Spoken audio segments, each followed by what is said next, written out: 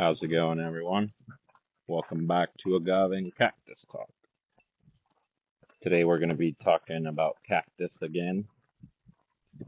Um, I know I've been doing a lot of agave podcasts, but I think we have like three in a row or four in a row, depending when I post these of cactus now. So somebody was getting on me. They're like, "You're just agave talk," and I'm like, "Let me shoot you some knowledge real quick." But anyways, yeah, today we'll be talking about cactus. Over here walking the goats, not super windy. So I said, you know what? It might be good time for a podcast. And I had read an article that got me thinking about this, um, topic of cactus biofuels, because I was talking to this guy, um, who we initially were talking about Indian agave spirits, right? And I was like, yo, this is dope. Like, he grows agave as a collector in India. And then I was like, yo, why are you like so into agave, And then he's like, oh, I'm actually working on this fucking research project in this place that I could not pronounce, but it's in this article. And then he's like, the people that I work for actually just did like, you know, uh, an interview about all the projects we're working on right here because I started getting I started getting interest in this you know topic as we were talking, and I found out he was working on Cactus Biofuels, right? So then I was like, so what you guys got going on? And then he's like, yo, just read this article, and if you got questions after, we'll talk, and I was like, cool. So sends me the article, and then we had a long chat about how dope their project is because um, they're showing really in India right now um, how to allow small farmers um, to have. Let me think about how I want to say it. India is figuring out a way. They've created a network of cactus farmers, researchers, and uh, animal production. So like ranchers, right? So they are now combining the animal waste from cows and different animals um, to make biofuels in combination with cacti. And I was like, oh, that's freaking dope. You know, I got to read more about this, right? Um, and I had read a while back about actually how they were using animal waste in India to create methane biofuels. So I already knew a little bit about this region prior. It kind of didn't click until I saw the name in the article. But then I was like, man, India has created this super dope network where small farmers are working with researchers. So then the small farmers are making methane biofuels out of cactus and animal waste. And the researchers are cataloging all this data. I was like, we need this relationship in California and the United States. This is so dope. Can't believe India's working on it, not Mexico or America. Mexico might be working on it. I won't say that. I just maybe don't know about what projects they got going on. But in perspective for California, I was like, man, we need to work with UC Davis, us cactus farmers. We need to work with UC Merced. We need to work with all these agricultural institutions that are working on agriculture in America and California specifically, and show them how to make this methane-based cactus biofuels that India has proven can be made. Because just like India, California has a gigantic ranching community. We got millions of cows, millions of sheep, goats, pigs, produce a lot of the meat for the nation. Central Valley has a lot of ranchers, and I got goats in the Mojave Desert. It's like we're all over California, us ranchers, The smart ranchers know how to use every ecosystem to uh, grow animals, you know what I mean? Um, we're very, very innovative in that space, I'd say. But this is why I think it'd be super good, right? Because I already have talked in lots of podcasts about how cactus would make an excellent silage and forage for animals, right? Like I run my goats through the rows where cactus are at to clean up anything that the gophers have bitten and fallen on the ground, and then also to make sure that they stay tidy, right? Those cacti, I want them growing as trees or I want them growing as ground cover, nice and tidy in those rows. They could go a little bit out, but I want it to stay neat, right? Um, and kind of how I was talking about the other podcast in Australia, it's like even if cacti, is an invasive species here in California as well, if you manage it with animals, it'll never get out of control. You know what I mean? On farms. Because when the fruit is best, I just literally go through, cut it all. That's not good. Harvest the good stuff. Stuff on the ground, the goats eat it, and the seeds don't pass the goats' stomachs, so then no birds are going to pick up any of that waste and then spread this cactus seed throughout the Mojave Desert, right? That's not native. Um, but getting to my point, um, yeah, California ranchers can use cactus as forage, as silage, as a. I made a whole podcast on how I can make you more profitable as a rancher in California, right? Go listen to that. It's in season, I think, 1 or 2. I'm not sure. It's in there, As I go through the podcast list. But I was thinking over here, I was like, man, so then you could do all that plus the biofuels. Like this is really exciting for ranchers, right? Because if in India they're doing it on a small scale, proving that small farmers can participate in this, that means that the upstart isn't super significant, right? So essentially, what they're doing in India um, is turning animal waste plus cactus into a concentrated gas, right, which is methane based. So, a lot of the controversy with cows and animals in general is methane because people say, oh, animals are bad for the environment because of the methane, you know what I mean?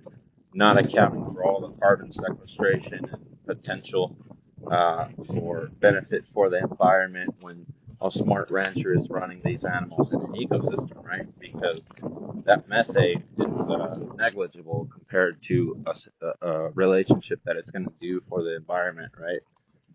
Now you look at fucking feedlots, right, or giant CAFs, we call them, right, like centralized agricultural operations, like big feedlots in the Central Valley, you could say, or whatever. Like, yeah, that definitely bad for the environment. I think that's where people kind of get it confused because it's like, those are producing a lot of methane and producing no benefit for the environment. And then, yeah, if we got a bunch of that, which is what we kind of got for the majority, then, you know, fucks the environment because methane is a worse, uh, it's a, it's a worse gas for climate change, right? Like CO2, the whole problem with it is they get locked up in the atmosphere. Then the sun rays, reflect off it, and it's not allowing a lot of that to go back to outer space. So that you have a global warming effect. Well, methane is like I don't remember if it's 4 times or like some crazy shit like 64 times, but it's like significantly worse than carbon. So that's where a lot of these environmentalists can pinpoint to methane emissions, these feedlot operations, and then say that all animal operations are bad. But it's bullshit. It's not a good correlation because, even though we're a small percentage, farmers like me are actually putting way more carbon into the environment than, we are contributing to it. So, it's really just trying to, I mean, you can't outlaw those big feedlots right away too, because then food prices would skyrocket and people can't eat food. So it's like, even though it's not the best food, it's still cheap, affordable food. But maybe over time you prioritize more farms like mine and other, rotational grazing cow operations and sheep operations, and you have less of the feedlots. Like right now, I mean, if you're in Sonoma, California, you literally just voted on this type of shit. They were trying to ban large central animal operations in Sonoma, and a lot of ranchers were getting really, I don't even know if you would call them ranchers, honestly, but because they just have so many animals. But it's like there were ranchers included in this legislation, right? Because it's kind of like they pass a law, but then it affects all these other people, right? So they're trying to kind of get rid of these big feedlot, central organized, animal operations, but then all these ranchers kind of get caught up in the legislation and get screwed too. So I don't remember if it passed or not. You would know if you're in Sonoma, but it got a lot of the environmental community riled up. It got a lot of the rancher community riled up. A lot of the people riled up, and a lot of the the people that were saying don't vote for this were pinpointing to that price situation I was saying. They were going to say, well, then we're not going to have affordable meat in Sonoma County and a lot of this region in California, which is true. That's why probably, uh, if I remember correctly, it didn't pass. And I think that's why, because people fear these prices going up, right? So going to my point, you can't immediately force the meat change so quickly, right? Like I would love for every rancher or animal operation to be like my farm, helping the environment, putting more carbon into the soil, boosting the grasses, boosting the trees, the shrubs to grow better. So then the environment is getting better. That would be dope. But it also takes a lot of intelligence, a lot of money. Well, I don't know about money, but it does take money to maintain any farm. Significant amount of money. Especially if you want to like do what I do, because it's like you got to have a lot of fences, you got to have a lot of land to move the animals and have the food that they need, right? So if here's a quick little tip, right? If you're a goat farmer, it's like goats typically need 5% of body weight, every day. So if you got a 100-pound goat, you need to make sure that they eat 5 pounds of grass every day, right? So do you have the ability to give, those quantities to each goat every day, right? You got to have the land that can produce the food for them. And I give an example here. It's like when I started rotating my goats, they didn't have so much grasses, so much shrubs, so much good plants to eat. But as they started trimming all the dead, they started getting rid of, trimming the grasses, they started pooping in place, their hooves were aerating the soil, all these different relationships. Then they built their own food. Now they have a ton of food, right? And this is kind of like the old relationship of the pronghorns in the Mojave Desert that was lost when they were hunted to death and they died because of a bunch of different reasons. But point is, Mojave Desert ecosystem was going to shit because it lost its ruminant that was rotationally grazing all this ecosystem, right? So there was low food. So you got to kind of realize what ecosystem you're in and learn from it and try to, you know, like for instance, if you're in the middle of the United States, there used to be a gigantic bison population. So if you rotationally graze cows there, it's fucking amazing because you're going to improve your ecosystem, sequestrate more carbon and all that because you're essentially doing what the bison was doing back in the day, improving the ecosystem. And every year its potential to sequestrate carbon and to grow more plants is greater and greater and greater. If you know what you're doing, right? But that kind of sidetrack. I was just trying to say that, I would love for people to all be like my farm or these type of Joel Salatin permaculture, whatever farms, but it's like, it's tough at first, you get me? But then is when the savings come in, when you're not buying feed, you're not buying, animals because you're creating them at a significant rate, you're profitable. It's like, in the later years, like now, after a few years, I got the goats running on basically no alfalfa. All the profit that I make from them is all mine. Because for instance, if alfalfa is say $20 a bale and you're trying to sell a goat at $300, then you can only feed that goat 15 bales before you're not profitable on it, right? Which is only 15 days of food. So if you don't know how to forage an animal, you're never going to be profitable on it. Or if you're not getting free waste from farmers or restaurants or me, how I do the gardening and landscaping, you got to be creative, man. People always get into ranching. They got these fucking gigantic mounds of alfalfa, and they're like, "Why am I not profitable?" And I'm like, "You're staring at it right there, bro." But that's another topic, right? So, kind of got sidetracked getting back to this article about the Indian biofuel producers that are growing cactus. She was super interesting to me, right? And it was bringing up all these points in my head. Sorry, let me just bring up the article because I've been way into this podcast. I haven't even told you what the article's name is. So it's called Experimenting with Biogas from Cactus. The author is Suchita Jha. Definitely mispronouncing that. I'm very sorry. Came out 14th of August 2024 out of India. And it's from Manga Bay, looks like news. And the site is india.mangabay.com. But if you type it into Google, experimenting with biogas from cactus, and then you just type India after that, it should pop up. So I was just like, well, reading this article, and I was like, damn, this is super dope. We need this in California, like fucking ASAP, dude. Especially because California's trying to diversify their energy portfolio, right? We're trying to get rid of nuclear, but then nuclear, they just like reapproved the Diablo plant because, we aren't shifting to renewables fast enough. And then, we still need a clean energy source. And regardless of what you think about nuclear, doesn't put any fucking carbon into the atmosphere, compared to fossil fuels. So I think in the short term, that's kind of good. We'll see what happens with that. Hopefully they safety proof the fuck out of it. But my point is, we're looking for different sources of fuels.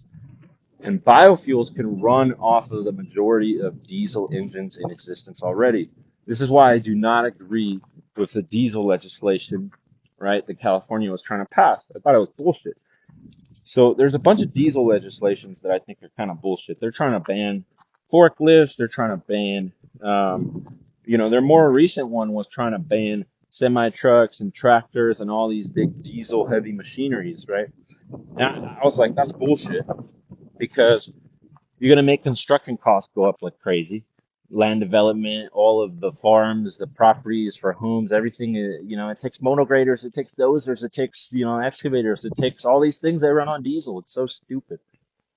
And then all the farms, how are they gonna farm, bro? I mean, all the forklifts, there are no electric forklifts. The electric tractors, little baby tractors, they can only run like 10 hours.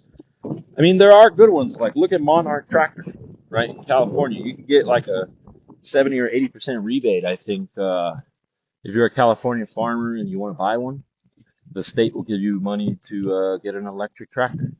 But, I never liked these programs because I don't like taking any aid from the government. I actually denied all PPP loans, all stimulus check. I actually mailed it back to the government, like all that stuff. Like, I'm not the one.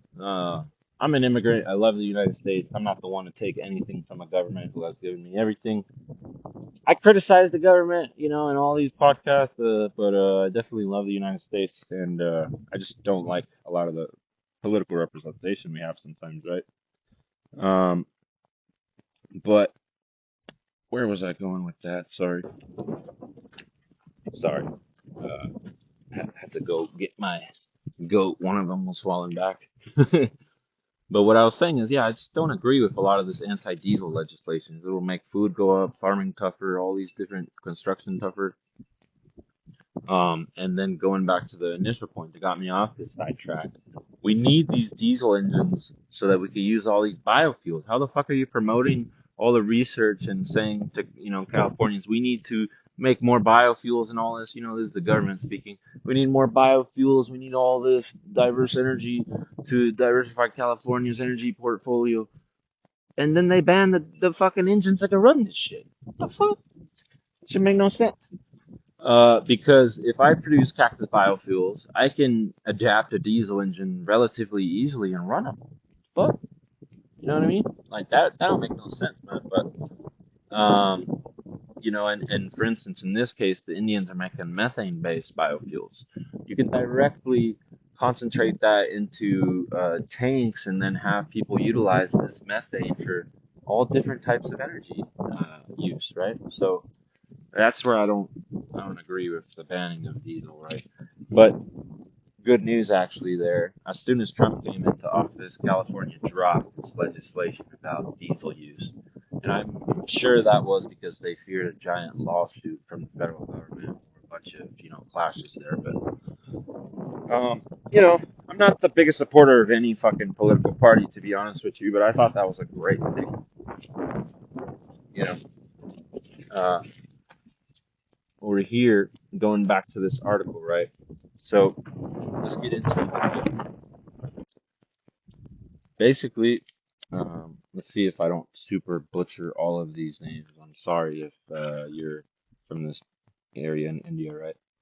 So they're trying to basically promote the different organizations such as the Indian Council of Agriculture Research and the International Center for Agriculture Research in Dry Areas.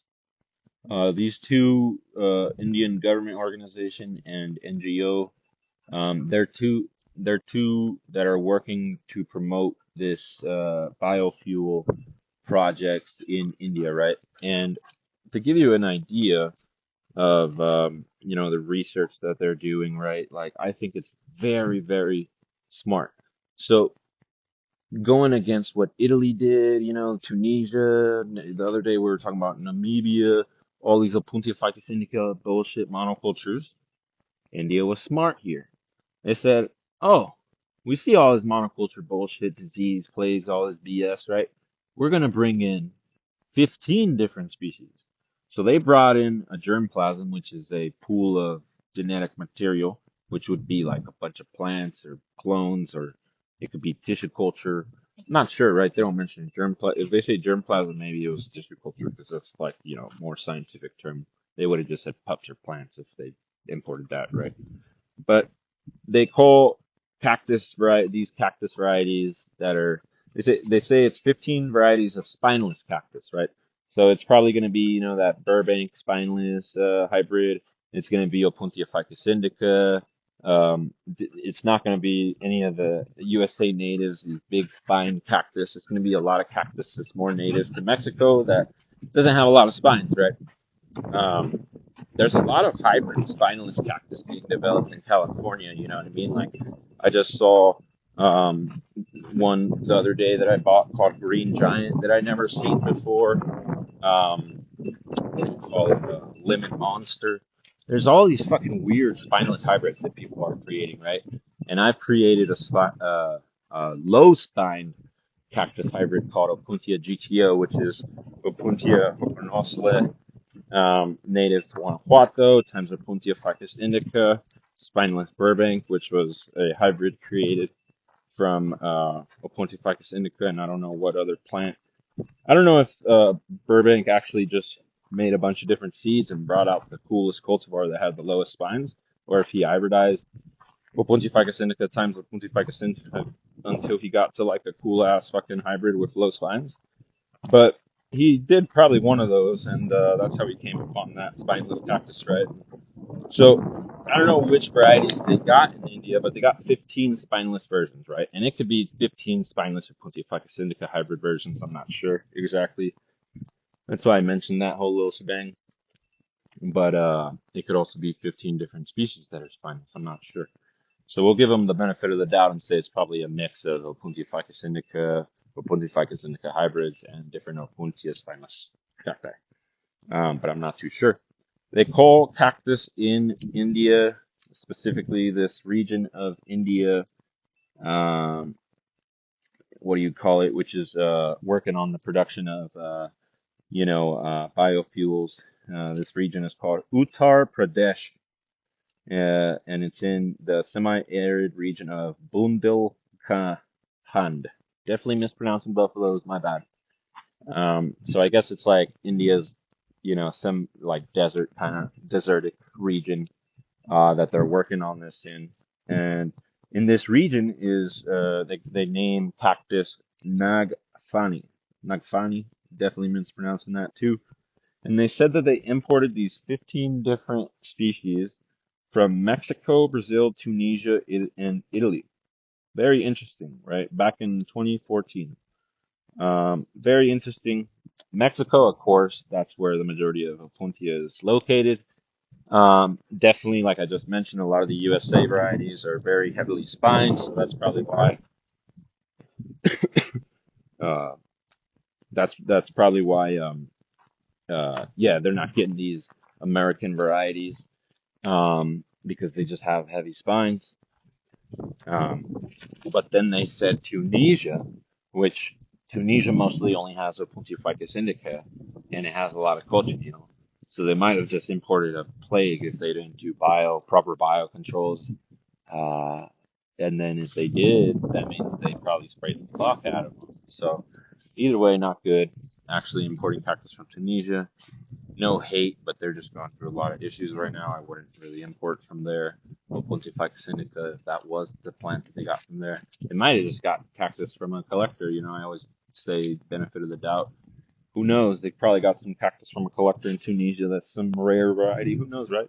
They could have done the right thing. I'm just saying how they also could have done the wrong thing. Um, but yeah, so they're trying to experiment with growing these different varieties to they said at first to substitute for fodder, which basically means that they're trying to replace a lot of the feed that is going into the cows and different animals that are in India, right?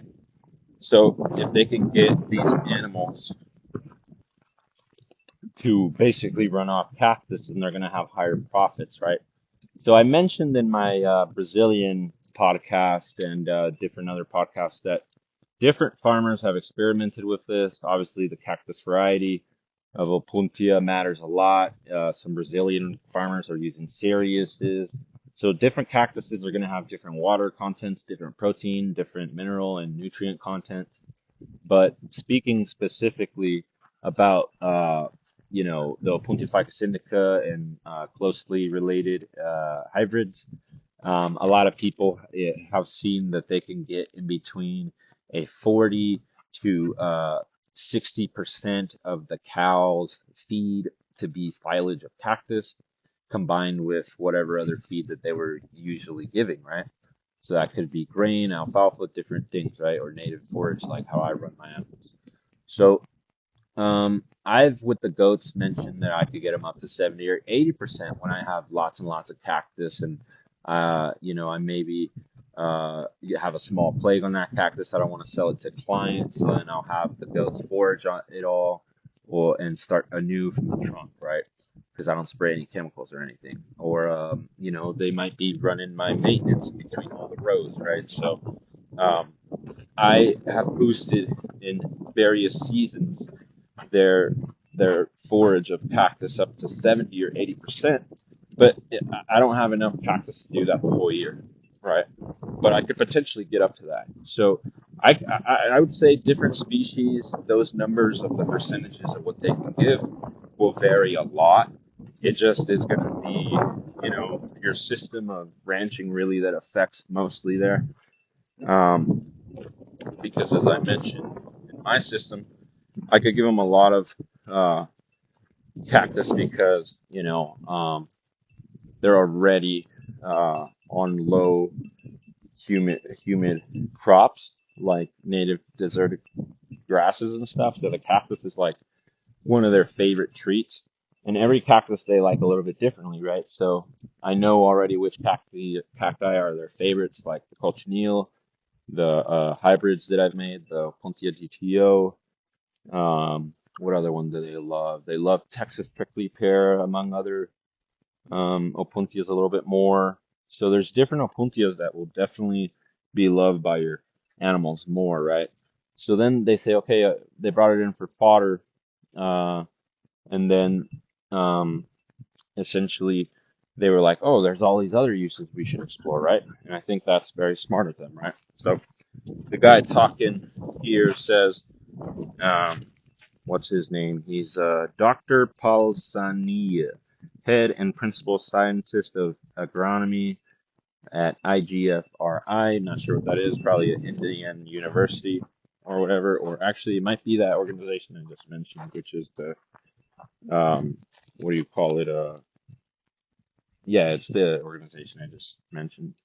Oh no, it's a different one actually. It's Indian Grassland and Fodder Research Institute. So looks like this government NGO or an NGO that's in India.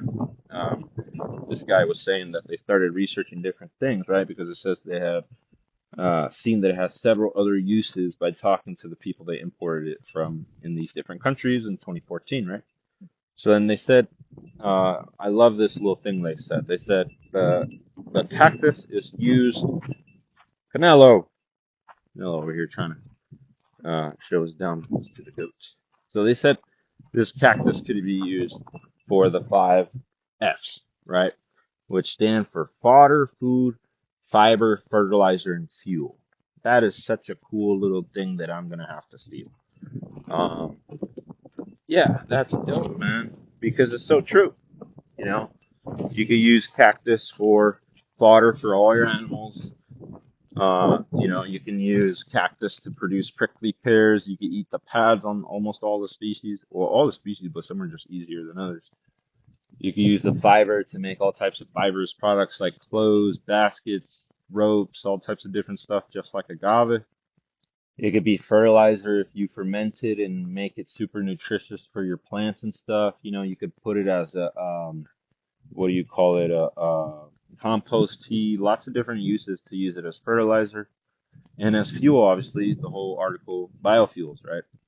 So they talk about how the prickly pear is used in many countries. And they're eaten totally from USA, Brazil, all Latin America, Europe, everywhere they're eating, importing, exporting prickly pears. I mentioned Tunisia grows a lot of prickly pears. Some of the biggest cactus farmers in the world are in Africa because land is relatively cheap and they can have these million-acre farms that are not really available, or not million-acre farms, but they can have like these 10,000 acres, 100,000 acre farms for relatively cheap to plant cactus that aren't really available here. Like if you want to buy a 10,000 acre farm today in America, you need tens of millions of dollars most of the time, right? In a nice area, whereas in Africa, it looks like these companies are just going up and buying cheap land, uh, right? Because they obviously they're choosing Africa for a reason and not America to do these experiments, right? Like I was talking the other day in Namibia, they're investing $2 billion into a cactus farm. It's like, um, yeah, 2 billion would get you far in California, but not as far as Namibia. I'll tell you that much. So then they also talk about how they're making manufacturing, or they're manufacturing vegan leather in other countries. This is still that principal scientist, Alsania, Mr. Doctor, talking about how they're using the slurry of the cactus to make organic fertilizers. Yep. That definitely is what I've done here with all of the, I'll mulch up cactus and I'll use all the goat poop and, I'll combine that to kind of make a compost that sits for a few months in between the rows.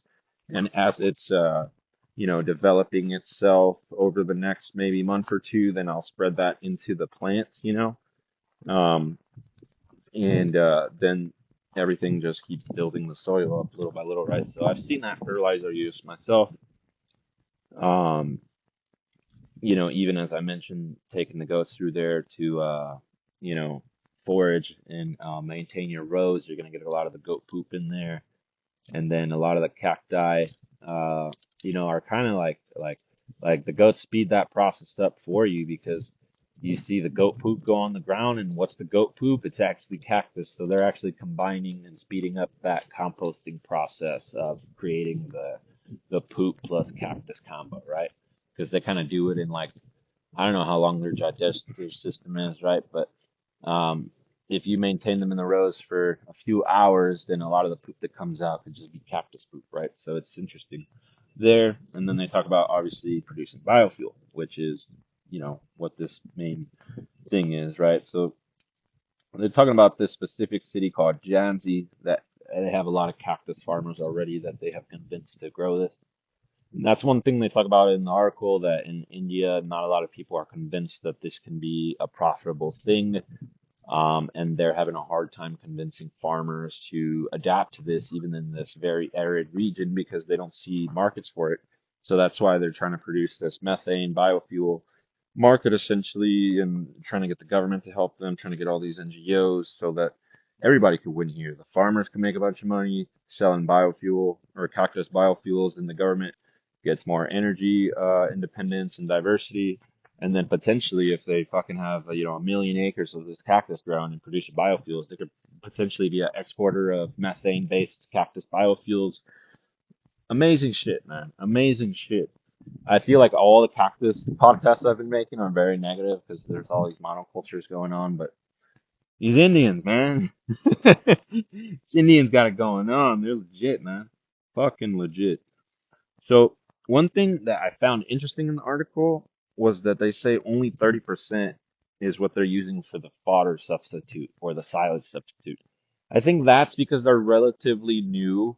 In India, they have smaller acreages a lot of the time. That's why I think this program's great for small farmers. But at the same time, that also means that a lot of their animals are usually confined and in small spaces, not foraging a lot. So yeah, if you're only giving animals in a confined space, silage or cactus, then it's going to be much tougher for them to start utilizing that to the best for the farmer, right, and the animal. So I think how Brazil, how Mexico, how me in the USA is getting higher percentages, double or 250% of what they're doing at 30% of the fodder use, or 30% of the diet is fodder use, for their cows. I think that could be boosted a lot. They have to experiment, I'm not going to tell them how to do their job, but they're smart people. And little by little, I believe that will be boosted. I think just because this is new in India, it might be, well, it's not new, new. You know what I mean? They've had cactus there for centuries as well. Going back to the whole agave genetics podcast, the agave cactus was spread all over the world centuries ago. Most of the species are all over the world, um, except for a lot of these newly discovered ones. So, um, yeah, they had it for a while, is my point. But this use of it as fodder is maybe newer, right? So then they basically have to keep experimenting and learning to boost that level. I believe that level will be boosted a lot in the coming years in India as they learn. It looks like these researcher, small farmer, government NGO relationships are working.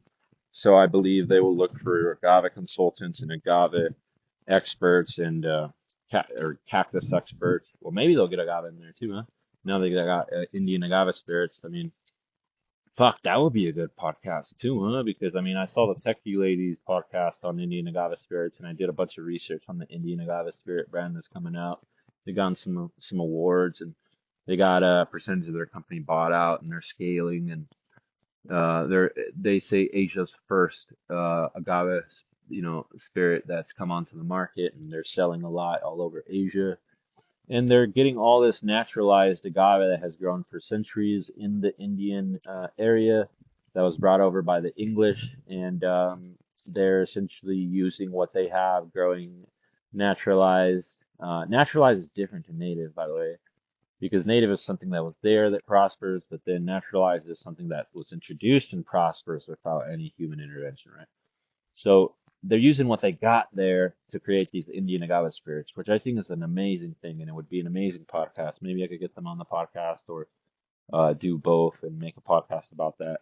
But the point is, yeah, the cactus relationships that they have here, maybe they could connect with other agave researchers and scientists and have agave plus cactus growing for these Indian farmers, right? Because there's a lot of potential to do both.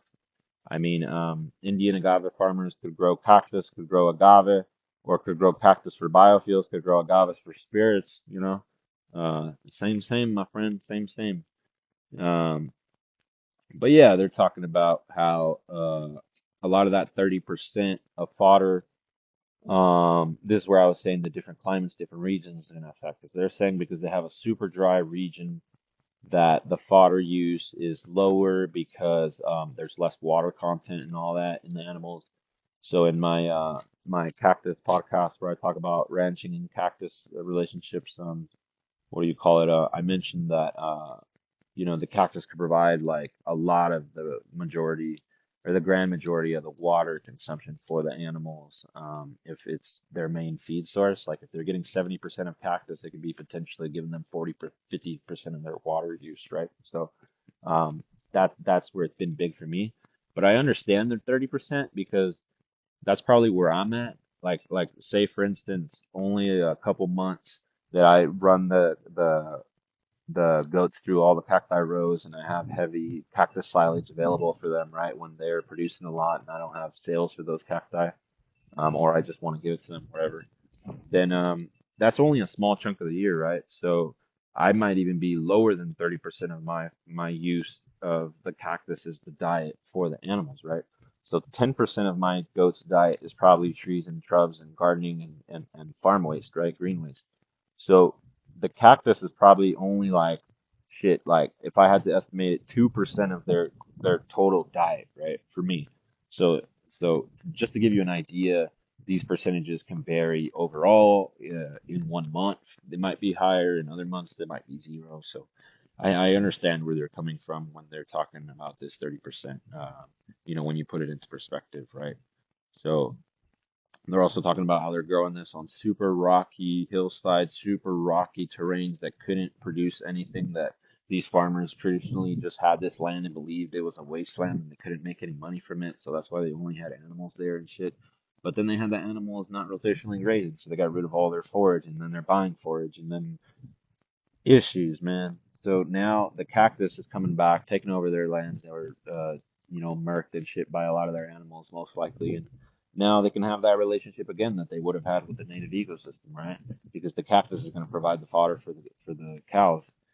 Um, but yeah, they're distributing all these cactus pads to different farmers and stuff, areas that are unfit for cultivation. They mentioned, because they're saying it has low maintenance and then, it keeps growing throughout the whole year. So it's an evergreen, unlike a lot of trees and stuff that they might try to use for forage.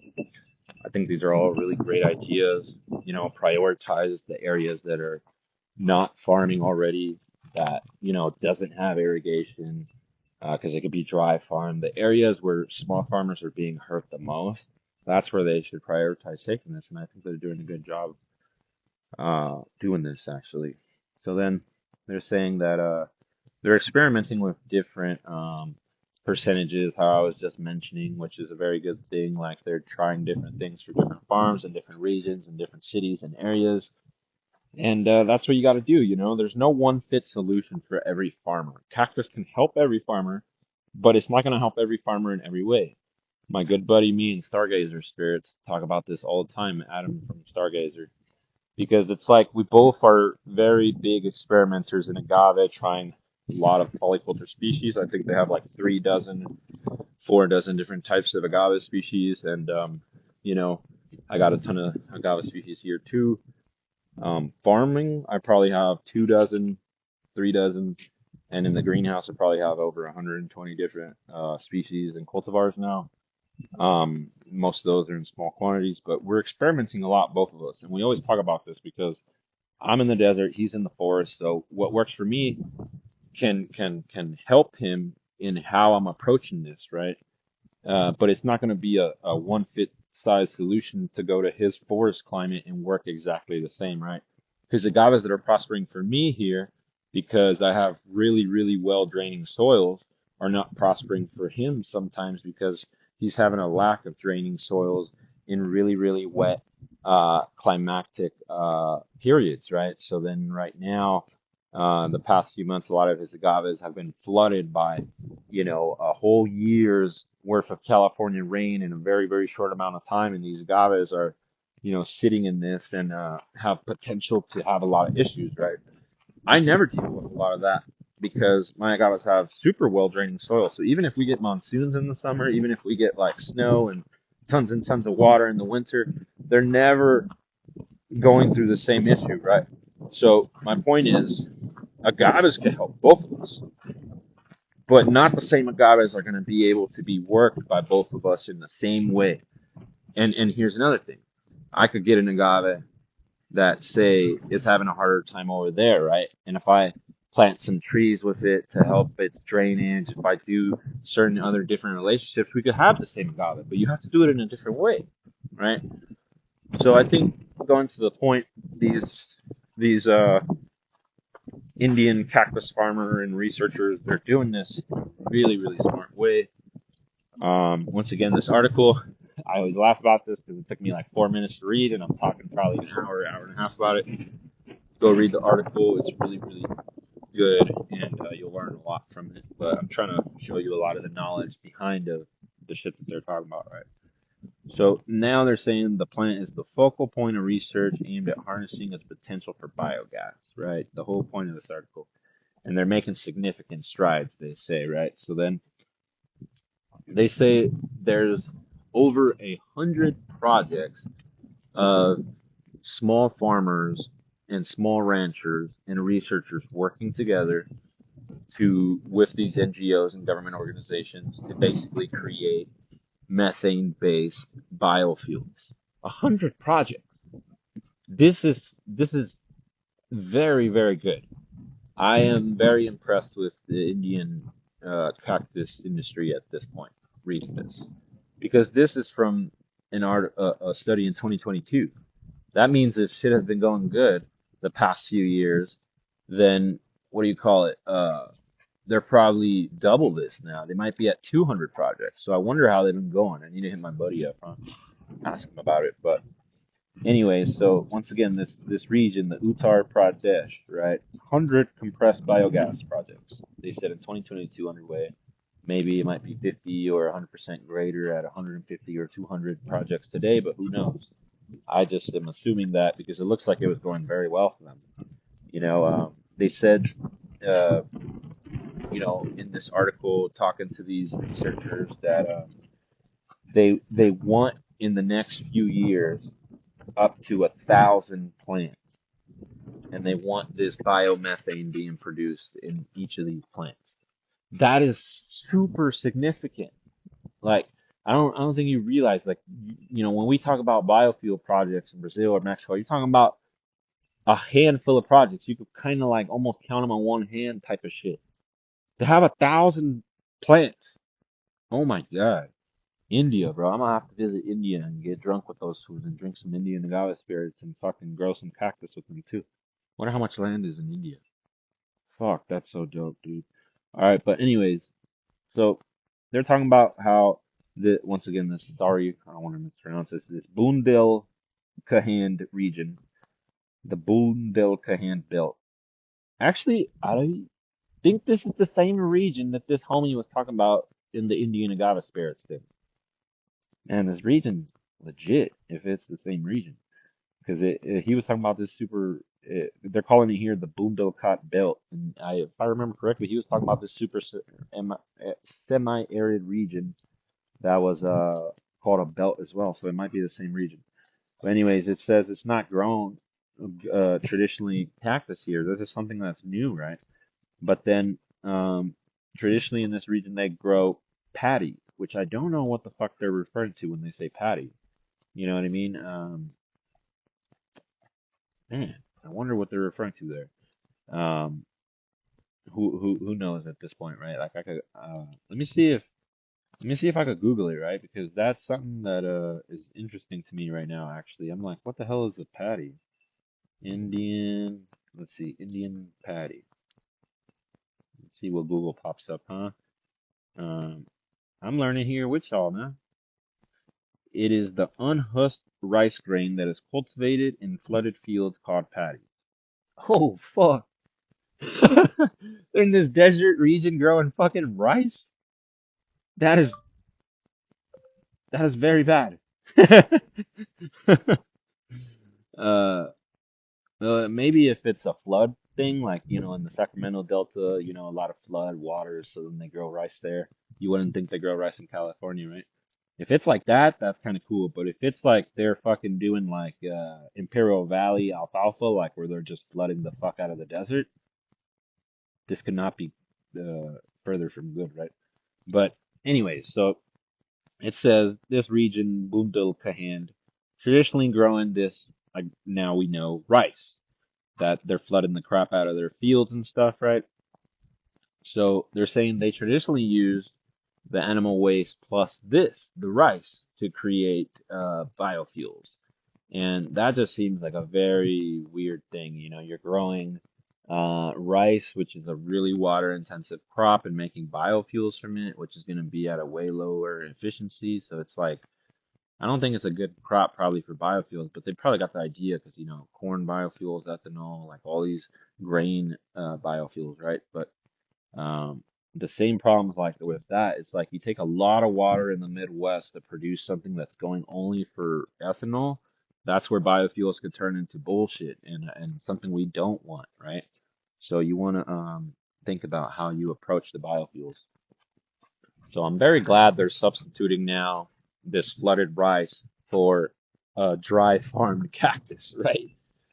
That's super legit, man. Like if they could switch over all this rice production to cactus, you could eat fucking cactus. It has probably more protein than that rice.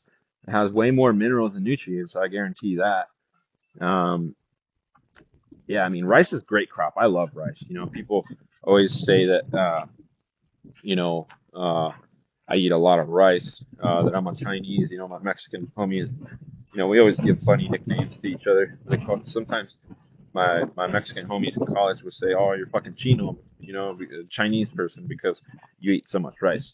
But it's like Mexicans love rice, man. Oh my God, that's where, you know, when I was in college, my one of my big homies, Mike, he was from China, and what do you call it? In his family, oh my God, his mom cooks so good in traditional Chinese recipes and stuff. If you're ever at a Chinese person's house like that, traditional, don't ever ask them what the food is. Just eat it because it's amazing and you don't want to know what it is. Not to say that it's like something that would be questionable or anything, but it's like I do actually do the same shit in Mexico, like because dude, they eat everything. The Mexicans and the Chinese, they fucking eat everything, dude. You gotta sometimes just go in with an open mind and try it. If you don't like it, cool. But if they tell you what it is before, then you'll have judgment, prior judgment. That's why I say that, not because of any like racist thing or anything. Right? I love my Chinese people, and I was just saying like, yeah, me and my roommate, bro, we would cook up so much rice. We would just make a batch of rice for both of us, Mexicans and Chinese, and he would make his own like, Chinese made style meats, and then I would just make some like Mexican style like chicken, you know, and then like man, vibing. That's just we would get down. That's where you know right now the groceries are expensive, man. You know, if you're Mexican, go back to your roots, bro. Start eating rice, beans, cactus, fucking meat with all that, you know, to just get a little flavors and stuff, and you don't spend a lot of money, man. You don't spend no money eating rice, beans, and fucking cactus. You know, you over here trying to eat eggs and they're like 30 bucks a fucking dozen. Whatever the fuck they are. I don't know. I haven't bought eggs in forever. I just been looking at the memes. They're probably like 10 bucks a dozen or something. But whatever. They're expensive, man. They're expensive. 10 bucks of rice will go like a whole week or two for you. Same with beans or whatever, right? But, you know, don't let me tell you what to eat. Eat whatever you want. Just saying. Yeah, you know, cactus is a superfood, very, very healthy for you. If you just Google nopal cactus pads nutrition facts, you will see how much of a superfood this is. And a lot of these experiments, you know, like I used to do this shit when I was in my chemistry classes. We would do like the kcal experiments and the calorie experiments. It's like, you know, if you're doing a calorie experiment for a cactus that's grown in a monoculture, non-polyculture system that doesn't have trees and shrubs and animals running in it, and the soil is fucking weak sauce, then you're gonna have lower nutritional intake. So whenever I look at these studies, I'm like, man, this shit's a superfood, and they're probably like taking the calorie test from fucking this piece of shit monoculture cactus. That means my cactus is probably like double or triple, man. And you see that, like you know, us agave nerds, you know, you should get this if you're a cactus nerd too. Buy yourself a fucking bricks meter off Amazon for like 30 bucks. Go to a tomato in your backyard that you grow fresh and get the bricks off that when it's fucking mature and ready and you're gonna eat it. Then go to this fucking supermarket and get a bricks reading of that fucking tomato. All right, I ain't gonna tell you what happens, but the results speak for themselves, my friends. Science don't lie. You know what I mean? And the same thing, a lot of these hydroponic, aeroponic produced vegetables and stuff. Very innovative. I love hydroponics. You save 95% of water. It was developed by NASA. Super tight shit.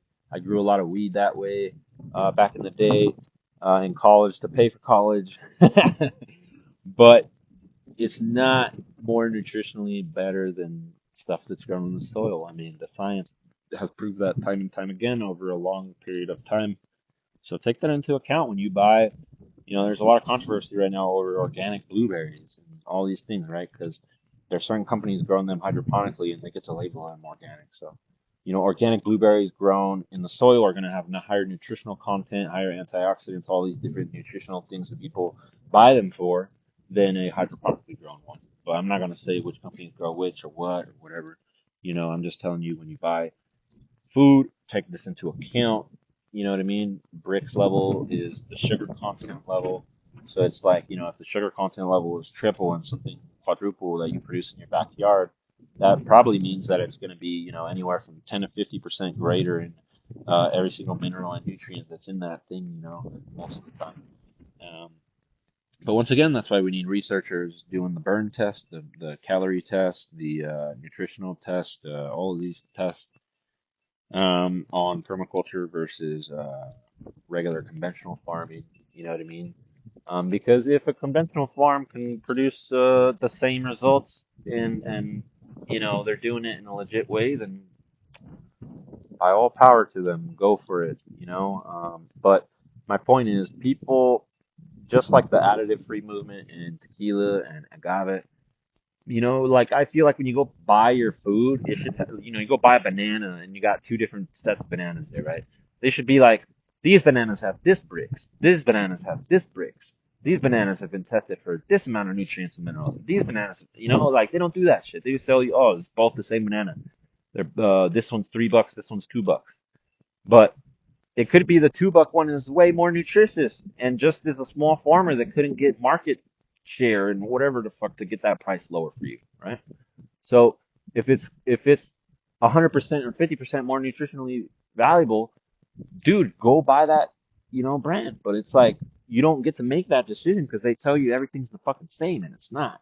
You know what I mean? I don't know how to solve that issue, but take that into account. That's why you should grow your own food. But getting back to this fucking article, right? So these IGFRI people, the nonprofit I was talking about, they're or government organization, research institute.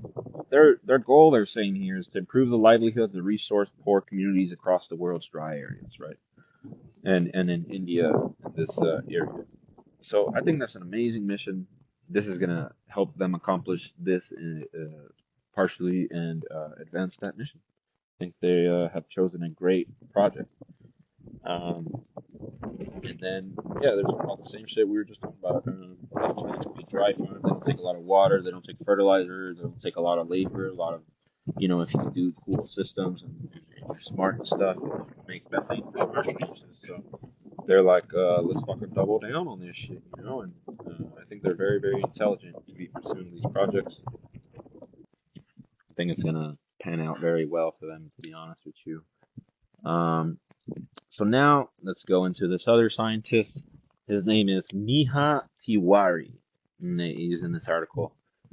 His title is National Associate Scientist at Arcarda, which, to remind you again, because they always fucking take the other name out.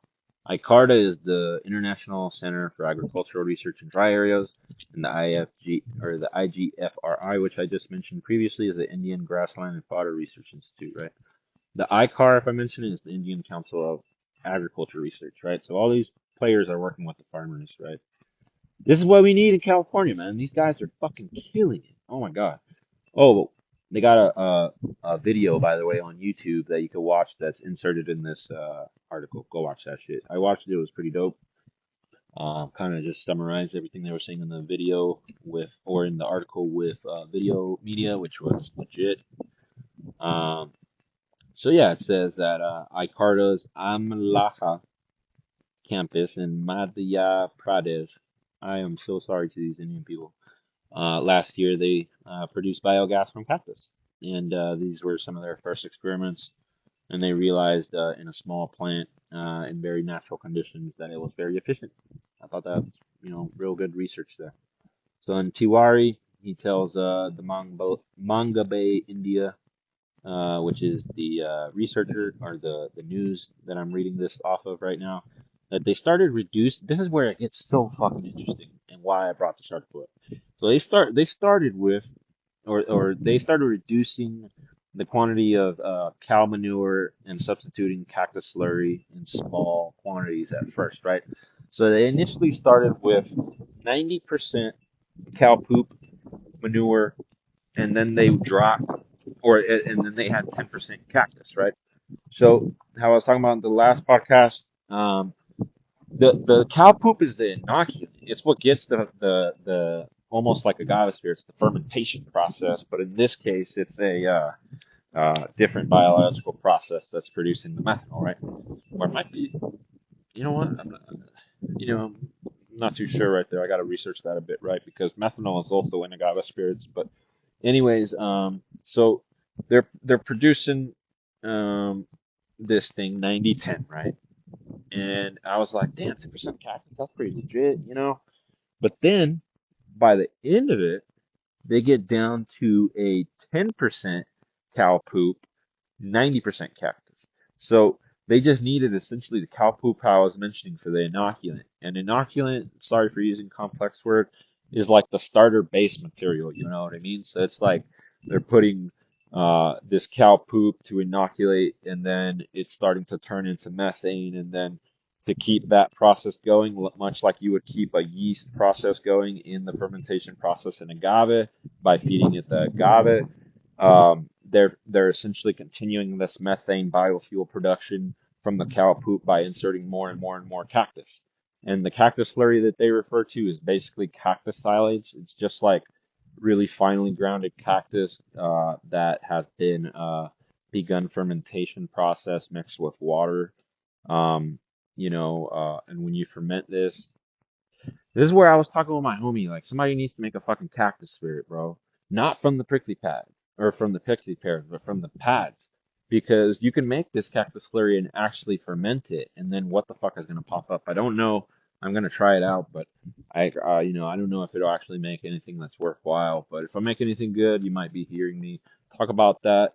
It's not like I'm trying to make a commercial cactus pad spirit, but I love experimenting a lot. I've distilled dozens of agave, rhea, agaves.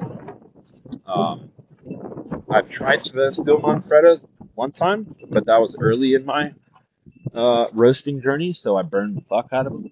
But I tried. There are some pretty big Manfredas. I've distilled Aspero yuccas. I've distilled yuccas. My point is, the whole agave family is like legit as fuck. You can do a lot. I work with agave more than everything else because that's what my tradition is, what I super love. But agave is what got me out into the whole agave family, right? Agave is like the main actor. It's like the A-list celebrity, but all, Fukurea, Hespero Yucca, all these agaves. Destilirion used to be an agave, but now it's in this other fucking plant family I just recently found out. So like, even how a lot of people were saying, oh, agave spirits and including Destilirion, no, can't do that shit no more. So now I feel like the way to include all these different spirits in one family is the Asparagalis family. So it's the whole fucking shit show there with the whole classification. These botanists need to get their shit together. That's why I say that we need more international cooperation on agave and cactus because there's so much different shit going on. It's like the Mexican researchers I just told you want to add 3 new genera in the agave genetics podcast. They want to add para agave, echino agave, and fucking what's the other one? I forget the other one. You know what is the other one? Para agave, echino agave, and my God, photographic memory failing me, my boy. You know, I'm researching it right now. Para agave, echino agave, and then it should pop up, my friend. Yeah, go read this research, by the way, that I'm about to pull up. Let me give you the name real quick on it. I gotta grab it because um, this is very pertinent to this podcast. So yeah, it's ethno agave, paleo agave. That's what it was, and para agave, right? So now they're trying to add three whole ass new genera. You know, the Mexicans, which I completely agree with this University of Guadalajara researcher. I think agave should add these three new generas. Um, but my point is, there's very little international cooperation on this, the cactus and agave stuff. So all the time there's like reclassifications. In the 60s, all this shit used to be the same, and now they made different families. And that's what I was kind of getting into the other day with my homie. I'm like, dude, the natives, they weren't reclassifying the fuck out of everything, you know what I mean? The Hespero Whippley in California that was utilized for 5 to 7,000 years historically, roasted as agave. They made fucking alcohol from the stalks. I was talking about this with my homie Nativo, Texas, on the podcast the other day. I was like, there's no way all the knowledge of growing agave transferred over how to make, or they didn't make spirits from the agave stock, my bad. They fermented it to make like kind of like a wine kind of thing. Also with Dacilerion, something called stool, which is very similar to that. It's a fermentation of the flower stalk. And I didn't even know you could do that, by the way. Make fucking alcohol from the flower stalk until I read about people in the California Southwest or in the USA Southwest, like in California. The Serrano people were in the LA forest, the people using this Hespero Eucalypti, like I mentioned, for 5 to 7,000 years, and this shit grows all over California, and the snow, the elevation, the desert. It's such a diverse plant that, I've been trying to keep on the down low for a while, but I hope everybody starts growing it in California because it grows just like agave. You could distill it. I've had some in the LA forest that I grabbed and distilled. That's on my land because, I don't want to go harvest people's Hespero Eucalypti directly off their lands and go to jail or some shit. But I've even gotten permits from the LA forest to go get seeds and seed pods. You could do that, pay a small fee to go any nature place and collect the seed legally. Legally. Don't just park on the side of the road and just chop down a fucking quiote, which I saw the other day. Fucking losers. But yeah, what was I getting at here? There's so many agave state plant members that could be utilized, right? Um, uh, or sorry, the point that I was going to previous here. Um, there's no way all this knowledge from Mexico transferred over to California, to Texas, to Mexico, or to Florida of roasting agave, making alcohol from the flower stalks, eating it, using it to fiber, doing everything that the Mexican indigenous people were doing. And California and all these places used to be Mexico. That's why a lot of this shit transferred over, right? Because they were these indigenous trade networks, right? They found agave and corn as far as Mississippi in caves and shit, man. I mean, like, as a historian, I'm like, there's no way that knowledge transferred over and it just stopped magically at we don't know how to make the spirits from these agave and Hespero yucca and different products like the Mexicans. There's no fucking way. I just think as a historian, we haven't had the researchers working on it to find out what's going on, right? Like shout out to my boy Mojave LV over there in Las Vegas, Nevada. He just got a published paper talking about how clonal agave rings, or talking about agave clonal rings and agave roast pits of agave Utah insistent. And he's directly contributing to the stuff I'm telling you more people should research, which is showing a lot of the knowledge that the indigenous communities had in California and Nevada and the Southwest on processing this agave. The more research that goes into that, the more we're going to maybe find out the remnants of alcohol production from these indigenous people, which I definitely believe is the case. I just cannot prove it. But, in history, when everything points to one thing, I always am remembered from, my physics classes. They say, you know, whenever there's an extremely complex problem, usually the simplest solution is the best solution. You know what I mean? It's like when they try to describe the whole universe and shit. I mean, E equals MC squared. It's like you would think, oh, it takes all these infinite books and shit to describe the universe. Nope, fucking 2-inch equation. You know what I mean? And a lot of the times when I see shit pinpointing all to the same thing in history, I say it's probably that, right? Like everything pinpoints to the USA native indigenous people creating alcoholic things out of agave, hesperoeuca, distillerion, just like the Mexican indigenous. In many cases, they were binational, a lot of these groups, and got split up when the border was created. Um, yeah, there's no way that knowledge did not transfer over, bro. Just that's my personal opinion, and I hope more people research that and we get to new conclusions on that. Because as of today, I can't lie to you. I can't say that there are research that have proved anything besides the fermentation and creation of alcohol from these agave and distillerion and different things that produce quiotes, right? These big flower stalks like agave. So while I can't prove it, that's my opinion. But going back um, to this article, yeah, the initial point that just threw me off to this super sidetrack was that there needs to be more international cooperation in all this, right? So I'm very glad that the Indians are working with international organizations and stuff too, because whatever they learn there is going to spread all over the world, and whatever I'm learning here is going to help India. That's why I'm making this podcast. Hopefully, some people from India will listen to it, and they get to improve their stuff. Although I'm kind of like I was mentioning earlier, kind of giving them a lot of props in this podcast, and I actually think a lot of people can learn more from them than they can from us. But what I would tell the Indian cactus researchers is to also, how I mentioned, co-plant agave, co-plant palms, co-plant other dry things like Distillerion, Fukurea. I'm not sure what the cold tolerance are there, but if it doesn't get lower than 20 Fahrenheit, you can plant a lot of these Distillerion, Fukurea, different things, Hesperoeucas, and explore the whole Agave family.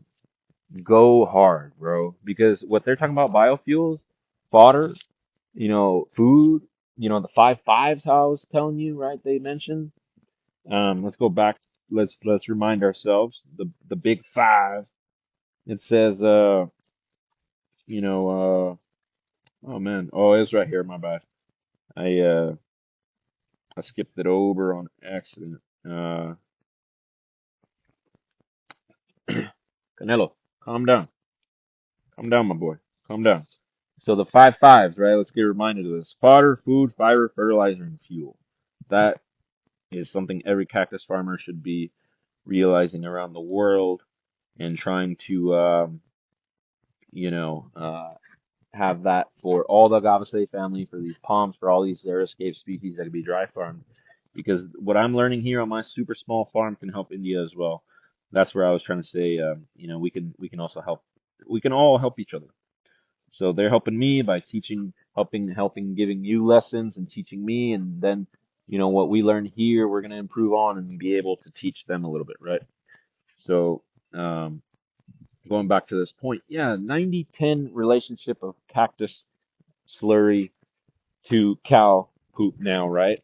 And out of the initial, what do you call it? Out of the initial 90% cactus, 10%. Oh, okay. So they get only off of cow dung, 100% cow dung, 65% emission or methane, right? And when I say, calm down, bro, calm down. Uh, okay, so they say 65% of what they put into this system for cow poop will turn into methane, right? Or concentrated biomethane, right? If it's just cow poop. So crucial number, 65% to 100% cow poop. So the 90% cactus slurry, 10% cow poop is getting a 60 to 61% average of 60.5% methane use or methane efficiency. So they're getting, say they put in, the way that I'm reading this, I mentioned this previously, they might have made an error in this, but the way that I'm reading it, it looks like they're getting 65% of volume conversion efficiency, right? So they put in 100 tons, they're getting 65 tons of biomethane concentrated, which is going to be smaller in volume because it's now a concentrated gas versus all this volume of tonnage of cow poop or cactus, but it's still like in terms of physics, like the energy hasn't been lost, right? It's still there. It's just in a very small space. So that's crazy. They only dropped 4% in efficiency by turning 90% of the cow poop into the cactus slurry. Which, to go back to put this into perspective, they were saying how they were trying to make this go further, right? Because they said, oh, the cactus, we're trying to use this because we're running out of cow poop to make all this biomethane and we need more of it, right? So now they can basically times 10 their production of biomethane because now they only need 10% of the poop. They might even get down to 5% or 1%. It would be amazing. But my point is, they're only losing 4% efficiency, and now they can times 10 their production. So, I'm not a math whiz, but let's do some numbers, right? So they're dropping, so they times 10, and they would get, say like or I can't do this math right now because I'm trying to concentrate on my animals and talk to y'all at the same time. But the math that I'm trying to do here is what's the number of timesing 10 the industry and only dropping 4% in every single one of those 1/10 segments of the industry, right? So it looks like, because in theory you say, oh, it times 10s the industry. Uh, but they're dropping a little bit in efficiency, so it might be like a times 9 thing. You get me? Math whizzes come in to save us. But the point is, they're going to be able to get like times 8, 9, 10 their industry by just substituting cactus, and they're going to barely drop efficiency and still be able to produce a ton of biomethane. Very, very good research and results from this. You know what I mean?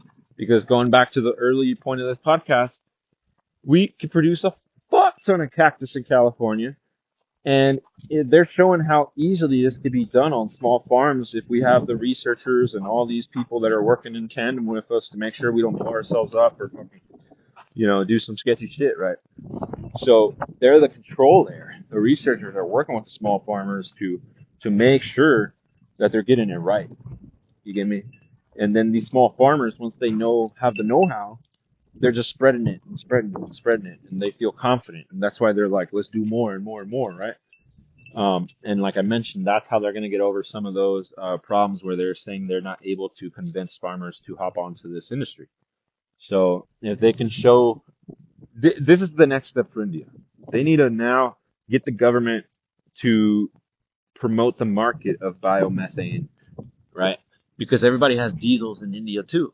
If you can make some adaptations that are easily, affordably available for these people to run biomethane engines, they could run their whole farm off the biomethane. They could run their cars off it. They could run their forklifts. They could run all types of different products off this in California and India, whatever. And but specifically for India, if they create that market, these farmers are going to do well because now the people are going to get in the game. Everybody's going to want to expand. People's going to want to scale. Everything's going to be going legit. What you need is the market. I'm an environmentalist, but this is one thing I always conflict with the hippies because, I'm more of the we need to make more money to buy a lot of these things, you know what I mean? And rather than trying to protest and save it. But hey, whatever floats your boat, you know what I mean?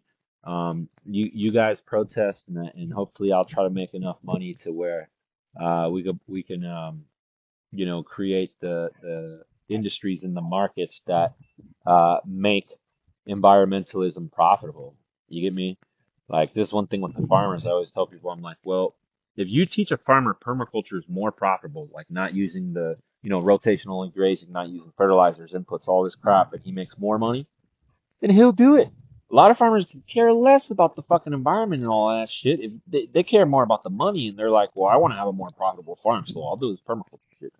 That's half the farmers here in California. They're very Republican, but they're like, you know what, Steve? I don't like all this hippie shit, but they're like, I'll do this environmental stuff if we make more money. And I'm like, cool, man. I don't need you to fucking believe in the guy hypothesis like me, or, you know, believe in all these natural things and whatever.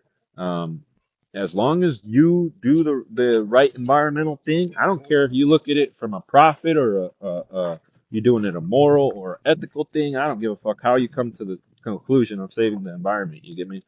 Um, but yeah, not that I get mad at the hippies or anything.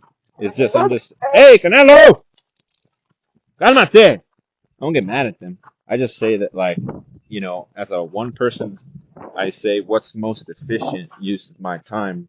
And the most efficient use of my time is trying to create the market and industry that will help people be more environmentalist, uh, farmers by being more profitable. Like, like the central point that I was kind of getting towards here is I could protest the farmers and tell them shift to permaculture, shift to regenerative, shift to all of this. You gotta do this, this, this, this, this. They're gonna be like, you know what? Fuck you, bro. You're like the government. You're telling me what to do.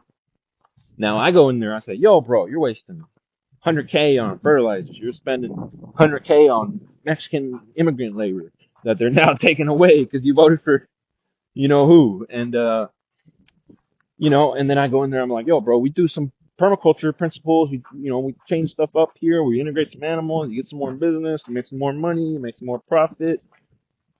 They're like, yo, Steve, let's do it. Let's make this money. And I'm like, all right, man, let's do it. So some people, yes, you could tell them this is the environmental thing to do. Do this. Grow cactus, grow agave. Don't destroy your aquifer. Don't destroy surface waters. You could tell them that, sure, but others could fucking care less. They need to hear the numbers. They need to hear you will save $50,000 doing this. You will save 40,000. This is where a lot of like the McKinsey and Co consultants get a lot of hate because they think all of us consultants are just cost cutters. You know what I mean? And sure, when it's skewing people like these big consulting firms, they go in and they just fucking fire everyone. You know what I mean? I've never done that at any vineyard or any big agriculture uh, property that I've worked at or managed or any of that. I've always found other things for those people to do.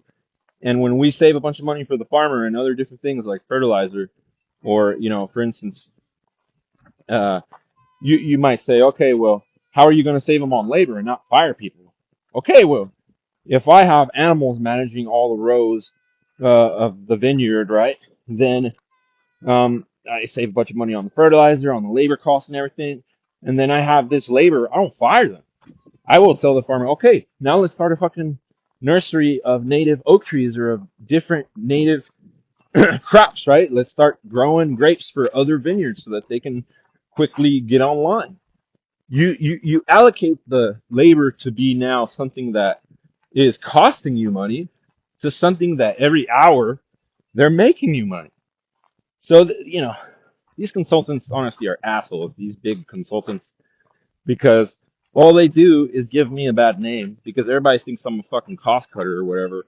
A lot of the times when they hire me, and that's not what I'm trying to do. I'm not trying to fire all your employees. I'm trying to make sure that the employees you have are making you money and not costing you money. And if you're a farmer, honestly, that depends on immigrant labor, that's your fault. Trump already last presidency got rid of the H-2B visas and millions of fucking farm workers, restaurant workers, and all this. If you didn't learn back then, dude, I mean, 8 years later, you're complaining. That's completely your fault. You're a noob farmer. You know what I mean? I give an example. It's like you got farm laborers right now that might go out of business, or farmers that might go out of business in, Fresno area, Bakersfield area, all these places that are growing, citrus because now they can't have this shit harvested, right? They don't got the immigrant labor. So they should have learned from last time to prioritize a lot of these robotic pickers, which some of my clients are now getting online. And my point is, they lost this year's harvest. Okay, now they're getting the robotic pickers in and doing what I told them 5 years ago. I got vineyards in Napa on robotics years ago, like half a decade ago. And I would go to these fruit and nut people and I'll tell them the same shit. I'm like, you guys are depending on immigrant labor. You guys are going to get fucked by one day by a Democrat or a Republican thing. Because, I mean, everybody's giving Trump hate here. And once again, I'm not political. I don't hate. I hate both parties. I don't like any party. All right, put it that way. Uh, but people always rag on each other, and I'm like, they're both the same because Obama was known by Mexicans as deporter in chief. Motherfucker deported a fuck ton of people. Trump's doing the same shit now. My point is, no matter who you support, there will always be immigrants getting marked. They always, no matter the country, they're always going for the immigrants, right? And in our case, the immigrants are the farm labor on agricultural farms. So if you depend on immigrant labor, then you're gonna get screwed one day.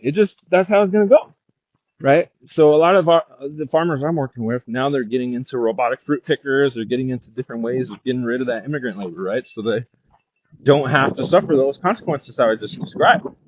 Because what's going on right now is the people who can't harvest all that fruit, they might go out of business. You know what I mean? So now the harvest may not happen this year, but if you can manage another year, if you had enough capital, then you're going to make it to next year. And you don't care about the immigrants because now you have robotic fruit pickers, right? But the motherfuckers that didn't have over a year of leverage, money in the bank, they're fucked. They're done. They're going to sell their farms to someone who has the money or the know-how, who can hire these consultants to tell them years ahead of the time what the fuck is going to come hit them. Because that's a big portion of my job as well. It's not only to help the farmer in the current situation, but help him not predict, but get ready for a lot of this stuff. Like, that's why I help people with arid plant farming, because it's like, you know, I've said it in multiple podcasts. I think a 50 to 90% water cut, either through surface water or aquifers, are coming to the majority of farmers in California within the next few decades. In some places, you're going to get hit with that, like, this year, next year type of shit. You know, look at fucking Lake Berryessa trying to cut 75%, like, this year, next year, right? Those guys are fucked if they don't hop on, like, the Agave family or palms or different xeriscape plants that could be dry farmed or farmed, right? And I mean, there's dry farm vineyards. They don't have to completely change in every area. If you're in Napa, you could dry farm fucking, grapes. I can't dry farm grapes. I have to dry farm cactus and shit because I'm in the desert. But if you're somewhere where you get like look at LA, you get 15 inches of rain a year. If you're there, you could definitely dry farm grapes, dude. And LA used to be, the center of wine production and vineyards in the history, right?